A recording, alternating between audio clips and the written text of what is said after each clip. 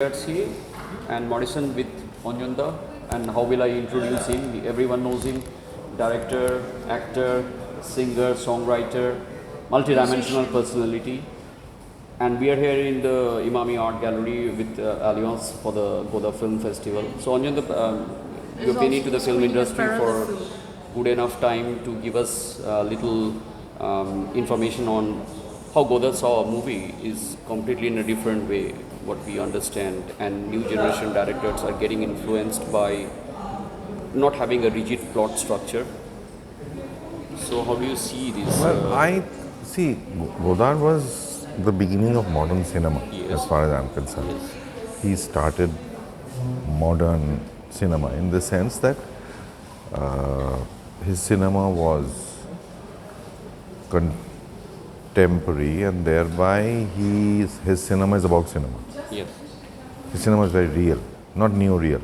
Yes. So he took it further, he made it more real.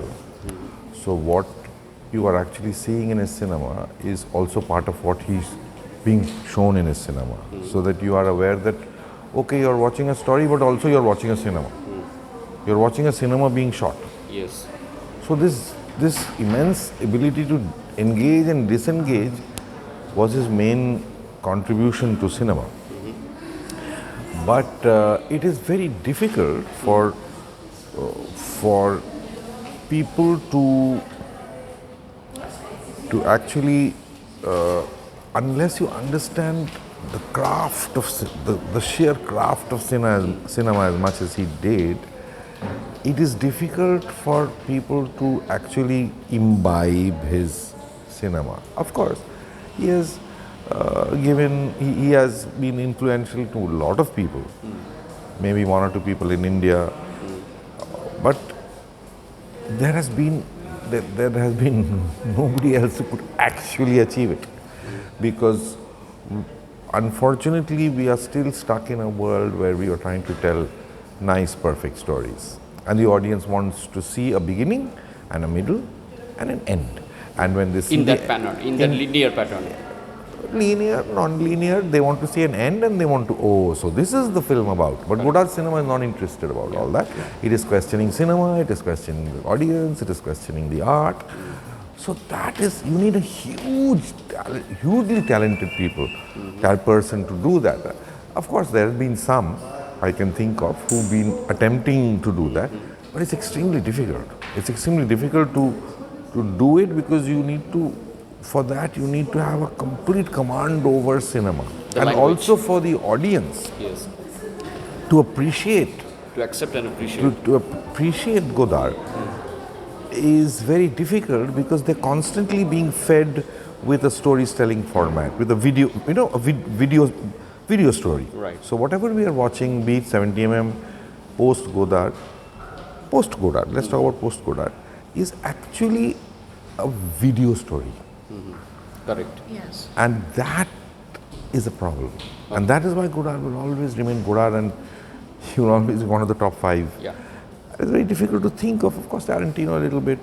Some people have. Christopher Nolan a little bit here and there. I don't think so. Christopher Nolan is still telling very strange stories. Yeah. And he is not really questioning the concept of cinema. Yeah. He's not really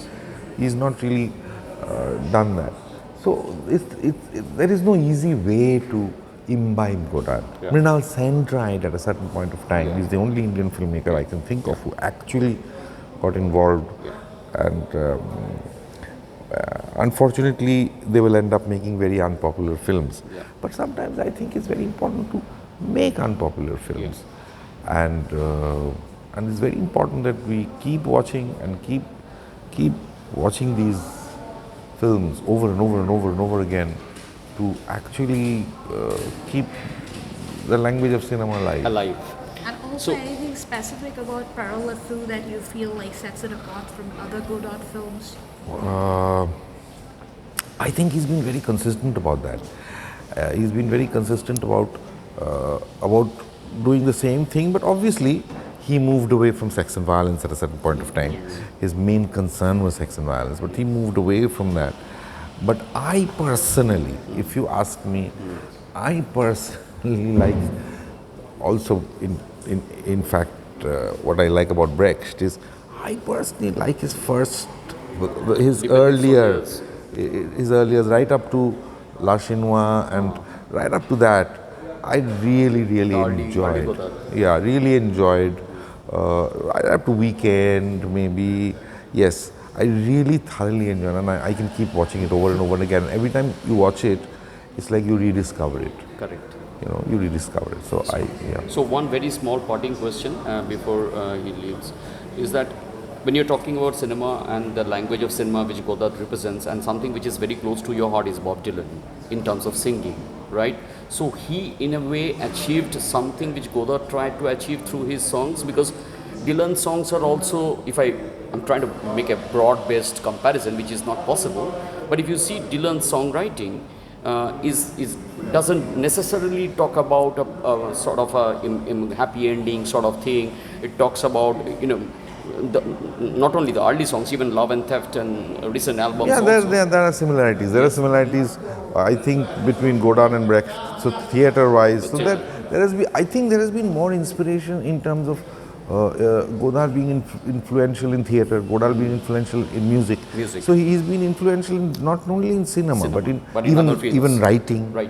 So yeah, that way, yes. Yeah. And also, like, the very last question is, like, how did Godard influence your style of filmmaking? Well, I learned Godard from my director, Mrinal Sen. When he brought me into cinema when I was 26. So it is through him that actually I found Godard. And I believe also in a way of trying to be disjointed, trying to be fragmented, not telling a very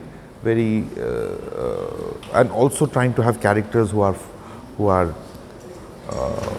fragile, who are vulnerable, who are not perfect. Yes. So that is a little bit of element which I have imbibed, and I wouldn't want to do a story which I would like to show the ending and then start. So these are things, small things, little things that I have got from him. So thanks Anjan Dutt for Yes, this, thank and you so much. Alliance We as well really as Emami enjoyed, Art. this wonderful discussion on Godard, and also the screening of this film, Thank you so much.